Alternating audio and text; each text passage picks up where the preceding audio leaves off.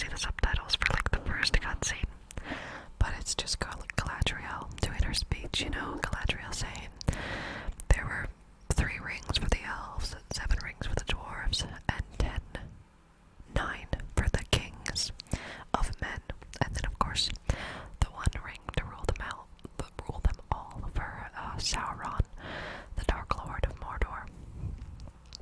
So yeah, I like that they include the prologue in the Lego game because they definitely did not have to. I like that they do the backstory. Something that I find really interesting about this Lego game is if you walk around afterwards, because once you complete all the levels, there's still they have little fetch quests that you can do, and you can collect mithril bricks. So if you walk around afterwards, you'll actually notice that to some extent the Lego game is more accurate to the books than the movies are, which is so funny to me that the Lego game is more accurate than the movies. I actually really admire the people who make Lego games because I feel like they're really genuine people. Like, when I play the games, I actually feel the love from them. That sounds really cringe, but you know what I mean. Like, if I play a Lego game, I feel, especially the Lego games based on movies and stuff, I can tell that the person who wrote the Lego game read all of the books and gathered as much information as they could about Lord of the Rings before fully getting into it. You can tell that they're down, they're super excited to do it, and I just think that's so adorable. They always seem like they're just having fun. Lego games are so silly, and that's so much fun to me that they all kind of keep that theme of just being so silly. Anyway, but you get to play as Isildur in this first prologue. You play as Isildur, and then you also get to play as Elendil. Elendil is the father of Isildur. He wields the blade called Narsil. Narsil gets destroyed by Sauron in the last battle of the last alliance of men and elves. Sauron destroys this blade, and Isildur, and then Sauron kills Elendil, but Isildur, his son, takes up the blade, cuts off Sauron's ring, and then takes the ring for himself. But also at this battle is the elf Elrond, who you might remember because he is the Lord of Rivendell. That's where Sam and Frodo go in the first book and movie, where all the elves are. That's where the Fellowship is formed in Rivendell. So Elrond is there, and he says, Isildur, take the ring, we must destroy it in the fires of Mount Doom, because they are literally on the slopes of Mount Doom. And they walk all the way up to the volcano. They get into they get into Mount Doom, and Elrond's destroy it, get rid of it. And Isildur is corrupted by the ring and says no. And he keeps the ring for himself. And then, everything is dispersed, and technically Sauron is defeated. The only thing that's left of him is his ring. The orcs are all scattered, Mordor is a mess, so the men and elves leave. They retreat. Well, they don't retreat, but they leave after their victory. And, Isildur rules for a while with the ring. But the thing is, with the ring, is that it literally is the will of Sauron imbued in it. So all of Sauron's evilness is in the ring. So because Isildur keeps it, he actually is killed later. Something interesting that they don't tell you in the movies. They very much portray Isildur as a pathetic guy because he is corrupted by the ring. But something interesting is that when he is traveling and he is killed on his horse, he is traveling to Rivendell to go consort Elrond and say, what do I do with the ring? So unfortunately, Isildur is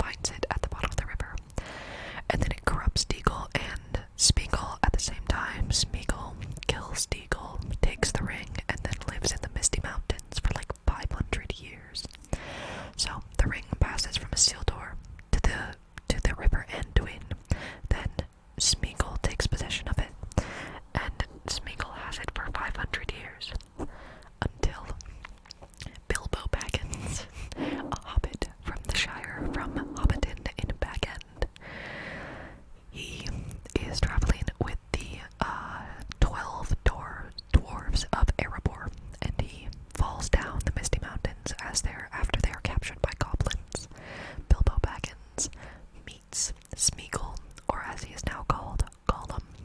He meets him. They have this game of riddles. But what Smeagol doesn't know is that the ring has fallen out of his possession and Bilbo has it in his pocket. So after that, they do this little riddle game, and Bilbo escapes with the Ring of Power, and Smeagol hates him forever after for it. And then Bilbo completes his journey, defeats Smaug at Erebor, returns the Lonely Mountain to the rightful owners of the dwarves, and then he returns to the Shire to live in his home. And he lives there for like 60 years. Until his 111th birthday, when he decides that he's going to leave the Shire and go back to Erebor to visit all of the dwarves who are still living there. But on his 111th birthday, Gandalf, the wizard, the Grey Wizard, obviously comes to his birthday because they are very good friends. And he realizes that Bilbo has the Ring of Power. Gandalf did not know that it was the one ring to rule them all. So he says, Bilbo, please leave that behind. Do not take it out into the world. Do not take it out of the Shire, because someone will find you, kill you, and take it back to Sauron. Bilbo doesn't really know this, of course, and he gets angry. He doesn't want to leave it because the ring has partially corrupted his soul. So it takes a lot, but eventually Bilbo leaves it in his home, and it is passed on to his nephew, Frodo. So Frodo takes up the ring, and unknowingly, he has it now. It is in his possession. Gandalf goes to Minas Tirith in Gondor to research the ring to make sure that it is the One Ring. And in the books, Gandalf is gone for like 17 years, and Frodo is 50 by the time that Gandalf comes back. But in the movies, Gandalf is gone for what seems to be like maybe a month at most, and then comes back and tells Frodo what it is. But they have to test it out to make sure that it is the One Ring. So, in the scrolls that Gandalf read when he was in Minas Tirith's library, in those scrolls it says that the ring will reveal itself, or will reveal the script on the ring, but only if it is hot, if it is placed in fire. So Gandalf puts the ring in the fire. He gives it to Frodo to test and see if it has any scripture on it, and it does. So this confirms to Gandalf that it is the One Ring, that it is Sauron's ring, and it has his will in it. So obviously this scares Frodo. Frodo doesn't understand. He's just a hobbit who has been living in the Shire his whole life.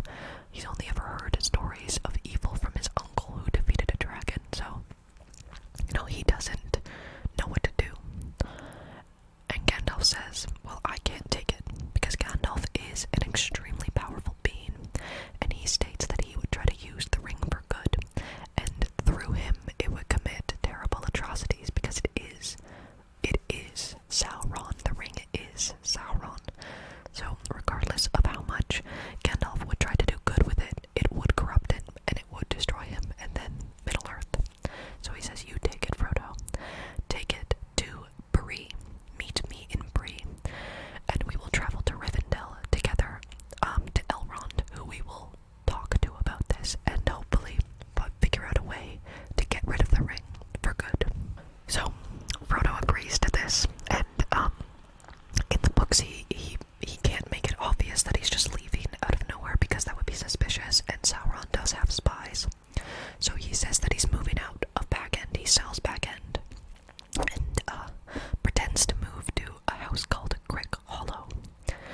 And helping him move is Samwise Gamgee, his farmer, Meriadoc Brandybuck, or Merry, and Pippin, our Peregrine Duke, who are his cousins. So they say, we're helping him move out of here, but they're really just trying to get to Bree. So they make their way to Bree. In this time, Gandalf is going to Isengard to visit Saruman, because he still believes that Saruman is good, and that Saruman is on his side, and that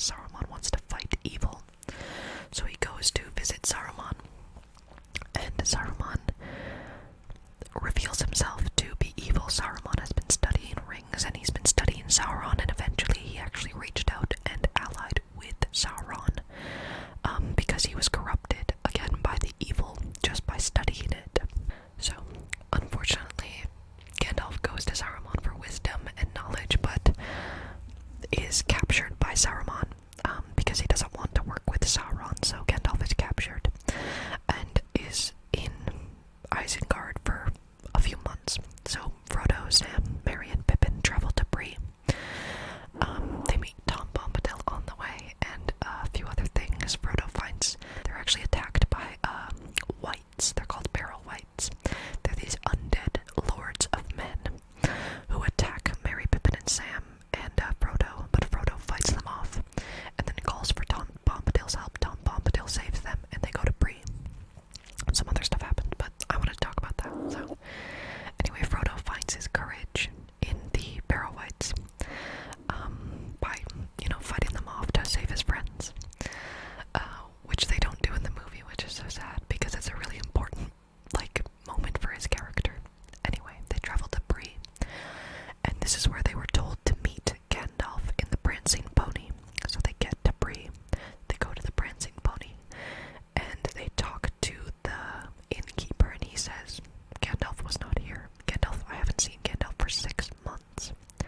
So obviously the hobbits get very worried. They sit down at the inn and wait for Gandalf to show up. Obviously he doesn't.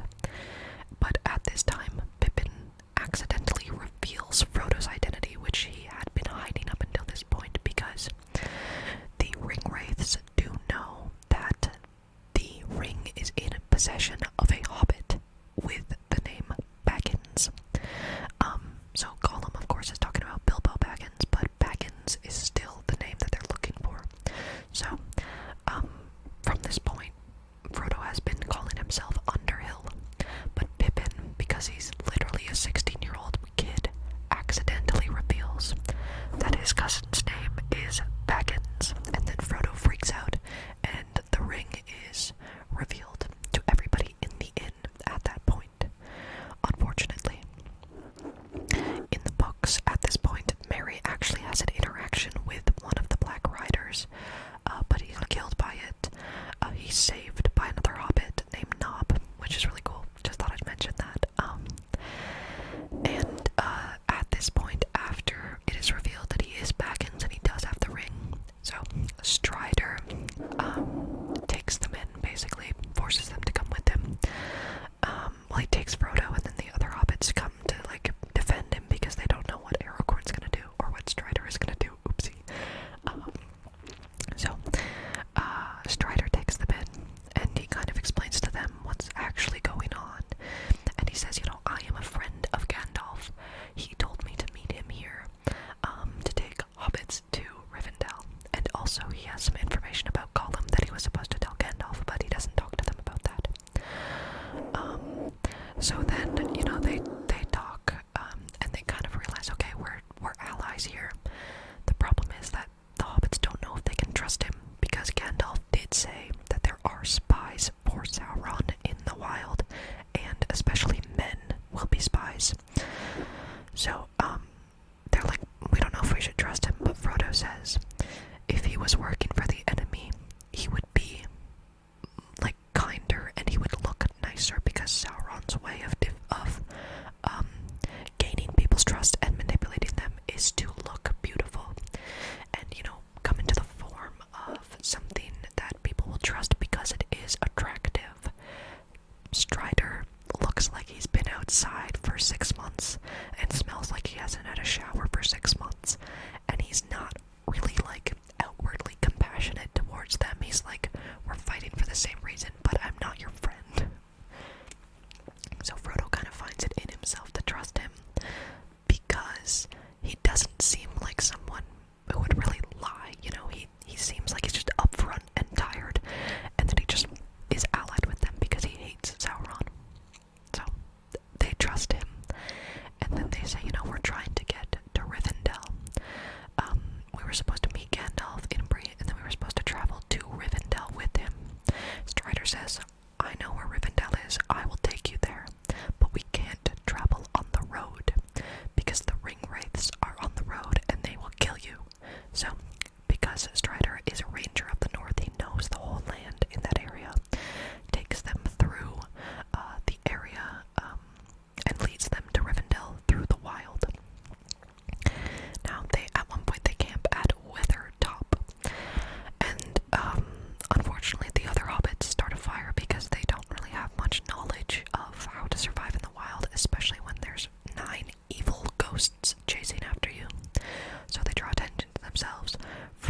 is injured by a Morgul blade and infected with the same thing that the ring wraiths have, so eventually he would turn into a wraith. Now, in the books, they are saved by an elf named Glorfindel. I love Glorfindel. He's from the Silmarillion. He actually dies in the Silmarillion and then is brought back in The Lord of the Rings to help Elrond and guide the other elves back to Valinor. Anyway, in the books, he is the one to save them. In the movies, Arwen takes his place and comes to save Frodo. Yeah, I'm really fine with it either way. I love both of them. Yes, I wish Glorfindel was in the movie, but I love that Arwen has her, badass scene, because that's such a good scene. The chase scene in the movie is so good. Anyway, point is, Frodo is saved by an elf from Rivendell, and they are all brought to Rivendell. Frodo is healed by Elrond with his special elf magic and medicine. He is brought back from the other plane of existence where the dead live, and he's brought back to the living. But unfortunately, his wound actually never heals because it was a wound from Morgul blade, and that will affect him for the rest of his life. But he is alive. The other hobbits are alive, and Strider is also alive, and they're all in Rivendell. Frodo wakes up to Gandalf sitting next to him. Gandalf escaped from Isengard with the help of Gwaihir, who is the Lord of the Eagles. They have a very strong relationship.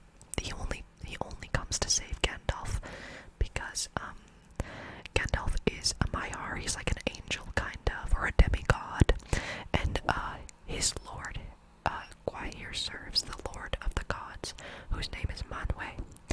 And so Gwaihir comes to save him because his lord told him to. So Gandalf is now safe in Rivendell, and this is when the Council of Elrond takes place.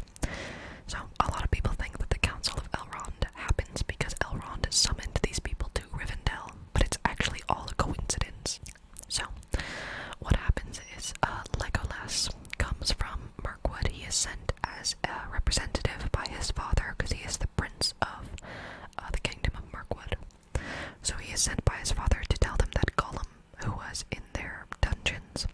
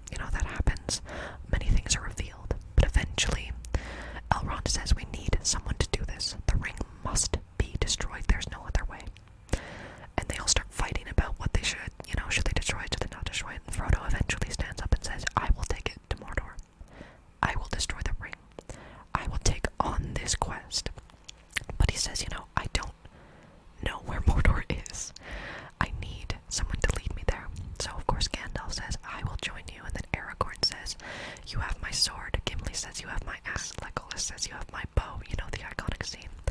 And Boromir is like, "Okay, fine, I guess," and he joins. And then, of course, Samwise Gamgee comes out of the bushes and says, "You're not going anywhere without me, Mr. Frodo." And then Merry and Pippin come as well. Elrond actually says, "Hell no, Pippin's not coming. He's like 16 years old. He's gonna die." But anyway, he's convinced, and then they all go, and they are designated the Fellowship of the Ring. So Frodo is the ring bearer, Sam is his gardener and bodyguard. Merry and Pippin join them. Gandalf is there to give them hope and lead the way. Aragorn is there, but Aragorn, his actual directive at this point is not to go to Mordor, because he believes that he'll be corrupted by the ring. So Aragorn believes that if he gets to Mordor with Frodo, he wouldn't let Frodo throw the ring in, because he knows that his ancestor is Isildur, and that Isildur was corrupted by the ring. So he's like, "Okay, I'll take you to Mordor, but then I'm gonna go to Gondor and reclaim my right as king." And Boromir's like, "Okay, I guess I'll join you." And so that's the thing. Obviously they are all separated after they get to Amon Hen. At the river, they are separated, and Frodo and Sam go off in their own direction, and the rest of the Fellowship goes off. Gandalf is obviously killed in Moria by the Balrog, and then Boromir is killed as well. Gandalf comes back later, but Boromir's gone forever, unfortunately. Merry and Pippin are captured by the Uruk-hai of Saruman, and they bring them back to Isengard, believing that they are the hobbits who have the Ring of Power. And then Gimli, Aragorn, and Legolas, after they give Boromir a proper funeral, they move on and go to find Merry and Pippin, but this eventually leads them to Rohan, and Merry and Pippin are safe with Treebeard in the Fangorn Forest. I kind of skipped over Moria there. In Moria, they go down into Moria. They don't want to go into Moria because Gandalf knows there's a Balrog there. But they do it anyway, and they cross through to the other side, but Gandalf is killed by the Balrog, unfortunately. I don't know why I just decided to explain the entire Fellowship of the Ring to you, but I hope that you enjoyed it. Now is the part of the video where I just am not on screen anymore. Hopefully that's okay with you guys. Yeah, I didn't really mean to explain the entire Fellowship of the Ring. I just kind of got carried away. Because I love Lord of the Rings, and any excuse that I have to talk about it, I will take. So yeah, I hope that you guys enjoyed that at least. I just love it so much. It's like my favorite thing in the world, or it's like my favorite book series or like piece of media ever. Yeah, I don't know what else to say now though. I don't want to start explaining the Two Towers. That's gonna be so confusing. I guess I'll talk about that Lego game itself. Something that I find like really cool and fun about the Lego game is that sometimes it is more accurate to the books than the game or than the movies are. For instance, you can interact with the world like after you've completed all the levels. You can like go around and do little fetch quests for the some NPCs in the game, and some of them are like related to the books, or like they remind you, they have like little Easter eggs related to the books, which I think is super cool. Also, something about this game is that one of the playable characters is Tom Bombadil. Tom Bombadil is in the book in the Fellowship of the Ring, and he's like one of Tolkien's most obscure and random characters. He's like, nobody really knows what kind of being he is. It's unknown if he is a god or a demigod.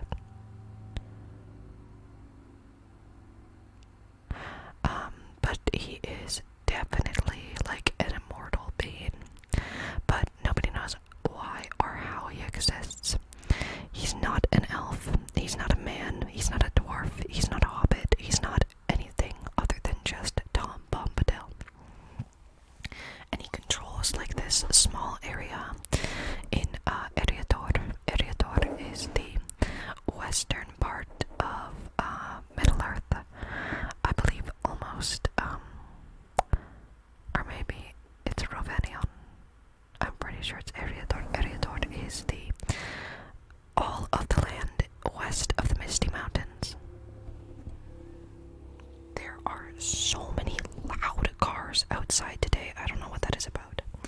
Anyway, he controls a small, like, portion of land between the old forest of the Shire and the Barrow-White area, close to Bree. So he's like this really obscure character. And the ring, for instance, has like no effect on him at all. Like, he can put it on and everyone can still see him. And when Frodo puts on the ring, he can still see Frodo. Like, he has no want of the ring because he's just totally happy with his little area of the world that he controls. So he is unaffected by the ring. And also, like, extremely powerful. But anyway, he's a character that you can play as in the Lord of the Rings, Lego Lord of the Rings, if you unlock him. And he's like completely accurate to his book description. In the book, he is said to have a large hat that has a big feather. He has a blue coat and orange or yellow boots, and that's exactly what he looks like in the game. In the game, he also has super strength and like a little shovel because he's technically like a gardener. But I think that is so cool that they made him a playable character. Even though he's not in any of the missions, you can still unlock and play him, and I think that's a lot of fun that they included that. Something else that I think is really fascinating, or at least like really cool about the games, is that in every Lego game there's this like, they have gold bricks, so you can unlock a bunch of gold bricks by completing missions or doing little like puzzles. So you get gold bricks in a lot of the other games, but in the Lord of the Rings, Lego Lord of the Rings, you unlock mithril bricks. So mithril is this this material that the dwarves discovered when they were mining in Moria, and it's like a super durable material, and it's really light to carry, and it is a very beautiful material. So they make jewelry and they make weapons and armor out of mithril, and it's super useful as armor and weapons because, like I said, it's super durable, like hard as dragon scales, but also it's not heavy to wear. Like, it's not, you know, a lot of other materials like iron or whatever would be really heavy to wear a lot of iron at once, but they use mithril, which is super light and easy to wear, but also extremely reliable. So rather than having gold bricks, they have mithril bricks, which I think is super cool that they stick to the theme of Lord of the Rings and have mithril bricks, because mithril is prized over gold in this universe. And another thing they have with the mithril is that you can actually craft your own weapons and tools out of mithril. So for instance, like I said with Tom Bombadil has a shovel that he uses to dig things up or plant stuff. You can dig things up and plant things in the game, but you can also unlock a mithril shovel, which does everything much faster than a regular trowel. Or you can get a mithril fishing rod, and you will always get the perfect fish on the first try. Or a mithril rope, or you can get a mithril bow, which never misses, you know. So they have all these like little things that they added, keeping with the theme of the Lord of the Rings. And I just think it's so cool that they did that specifically for this game, instead of like, I don't know, having like a bunch of gold stuff or something. I just like that they really like dedicated themselves to the theme of Lord of the Rings. Some other cool stuff is that after you defeated all the missions and you can walk around in the open world of Middle-earth, you can go to the Shire, and they still have like Bilbo Baggins's birthday is set up, and there's like little hobbits dancing around everywhere, which is super cool. And they have like other stuff. They have like certain missions that you can only access at night. So like you can only interact with certain orcs at nighttime.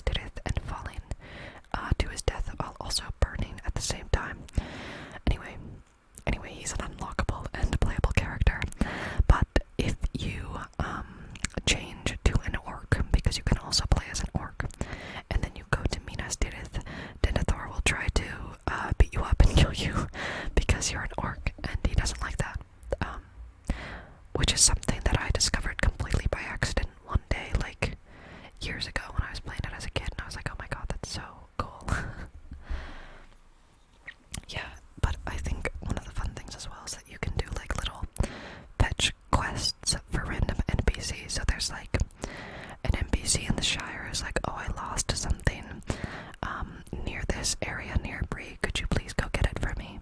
And then you have to redo the mission in that area, and you can get little like little fetch quest stuff, which is cool. One of the funniest quests, or funniest fetch quests, is for an orc in Isengard or near Isengard, because one of the most iconic lines from the Lord of the Rings movies, other than they're taking the hobbits to Isengard, one of the other ones is when the orcs say, "Meat's back on the menu, boys." So you can do a fetch quest for this orc, where he says, "Can you get my chef hat for me, so I can officially put meat back on the menu?"